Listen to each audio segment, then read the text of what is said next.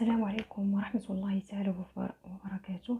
في هذه الحصة نقوم بإنجاز تمارين الصفحة 56 من المرجع في الرياضيات للمستوى الثالث ابتدائي. على بركة الله نبدأ.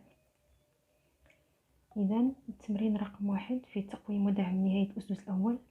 تمرين رقم 1: ماذا يمثل الرقم 5 في كل من الأعداد التالية؟ إذا كما نلاحظ هناك أعداد، وفي كل عدد الرقم 5 باللون الأحمر. علينا أن نجد ماذا يمثل الرقم 5. إذن هنا 5470، وكما نعلم 0 رقم الوحدات، 7 رقم العشرات، 4 رقم المئات، و5 رقم الآلاف. إذن الرقم 5 يمثل الآلاف. نمر إلى الرقم الثاني: 1053. 3 رقم الوحدات، 5 رقم العشرات، 0 رقم المئات، و1 رقم الآلاف. 5 يمثل العشرات. نمر إلى العدد الثاني: 8005. 5 رقم الوحدات، 0 العشرات، 0 المئات، و8 يمثل الآلاف. إذن الرقم 5 يمثل الوحدات. نمر إلى العدد الرابع: 4572. إذن في 4572 2 تمثل الوحدات، 7 تمثل العشرات، 5 تمثل المئات، و4 تمثل الآلاف. إذن الرقم 5 يمثل المئات. نمر إلى التمرين رقم 2: أقارن الكتابات التالية بوضع الرمز المناسب. 7508 هل هي أكبر أو أصغر أو تساوي 7000 زائد 500 زائد 8؟ إذن 7000 زائد 500 هي 7500 زائد 8 هي 7508، والعدد المقابل هو 7508. إذن العددان متساويان. نمر إلى العدد الثاني: 5 في 1000 زائد 5. 5 في 1000 تساوي 5000 زائد 5 تساوي 5005. هل تساوي أم أكبر أم أصغر من العدد 5050؟ إذن 5005 أصغر من 5050.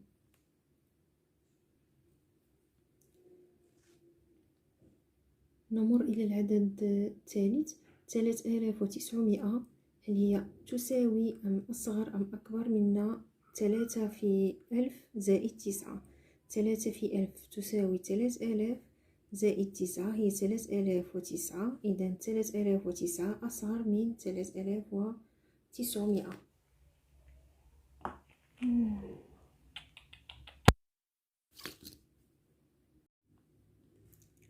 إذن 7508 تساوي 7508.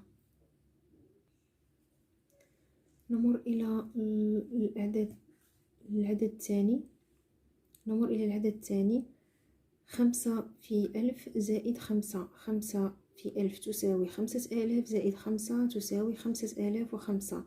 هل تساوي أم أكبر أم أصغر من العدد 5050؟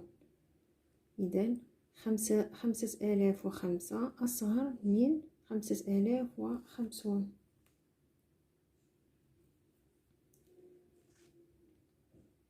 نمر إلى العدد الثالث: 3900 هل هي تساوي أم أصغر أم أكبر من 3 في 1000 زائد 9؟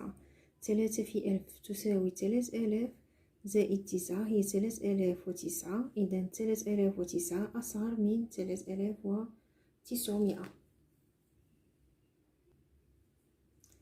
إذن 3900 أكبر من 3009. 3900 أكبر من 3009. نمر إلى التمرين رقم 3: Je range les nombres suivants dans l'ordre croissant. إذن نقوم بترتيب هذه الأعداد من الأصغر إلى الأكبر. يعني رقم الآلاف هو 9، 9999، 9000، 9099، 9909، 9900، 9090 و 9009. إذا كلها رقم الآلاف 9. نقوم بمقارنة المئات. المئات هنا 9، هنا 0 0 9 9 0 0. إذا نختار الأعداد التي رقم مئاتها 0. إذا هذا العدد وهذا العدد وهذا العدد وهذا العدد. نقوم إذن ثم نقوم بمقارنة رقم العشرات. هنا 0 هنا 9 هنا 9 هنا 0. إذن العشرات هنا 0 رقم العشرات هنا 0. نقوم بمقارنة الوحدات. هنا رقم وحدات 0 وهنا رقم وحدات 9. إذن أصغر عدد هو 9000. أصغر من 9009.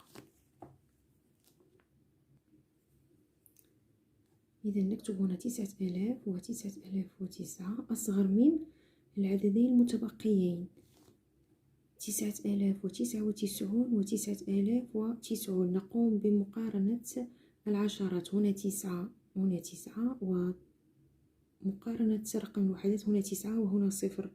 إذا 0 أصغر من 9. نكتب 9090 ثم 9099. إذا 9090 أصغر من 9099. إذا كتبنا 9000 نشطب على الرقم 9009 9090 و 9099. إذا بقي لدينا العدد 9999 والعدد 9909 و 9900. نقوم بمقارنة الآلاف 9 9 9. نقارن المئات 9 9 9. نقوم بمقارنة العشرات 9 0 0.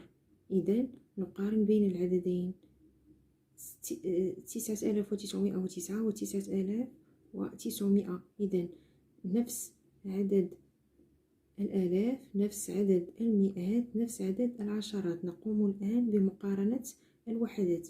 هنا 9 وهنا 0. إذا 0 أصغر من 9. إذا 9900 أصغر من 9909.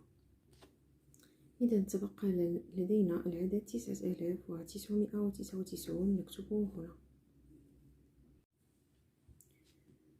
ألاحظ المستقيم المدرج. إذا لدينا مستقيم به تدرجات. المطلوب هو أتمم ملء البطاقات بكتابة الأعداد المناسبة. إذا لدينا هنا 3500 وهنا 4000. إذا 3500 3600 3700 3800 3900 4000. يعني كل تدريجة 100. هنا 4000 4100 4200 4300 4400 4500. إذا 4500. نتمم 4600 4700 4800 4900 5000. إذا 5000 5100 5200 5300 5400 5500 5500 5600 5700 5800 5800 5900 6000. نكتب 6000 6100 6200 6300 6400 6500 6000 6500 6600 6700 6800 6900 7000 7100 7200 7300 7400 7500. إذا نكتب 7500.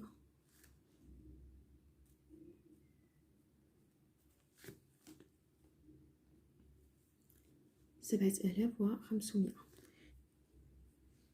باء، أجد الأعداد التي توافق النقط. إذن يجب إيجاد الأعداد التي توافق النقطة A و B و C و D. إذن هنا النقطة A،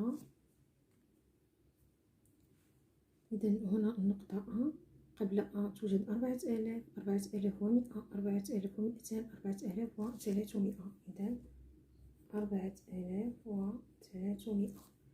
النقطة B قبلها 5000، 5100، 5200، 5300. نكتب 5300. النقطة C قبل C 6000، 6100، 6200، 6300، 6400. إذن 6400. إذن النقطة D قبل D 6500، 6600، 6700، 6800، 6900.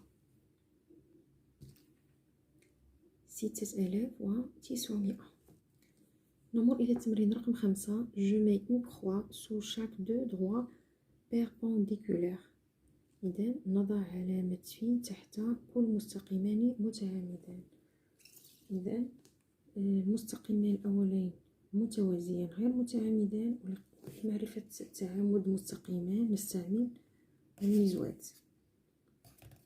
إذن نقوم بوضع المزواد بهذه الطريقة، بحيث يكون هذا المستقيم محايد لهذه الجهة والمستقيم الآخر يمر من هذه الجهة من المزواد. إذن هذان مستقيمان متعامدان. نضع علامة.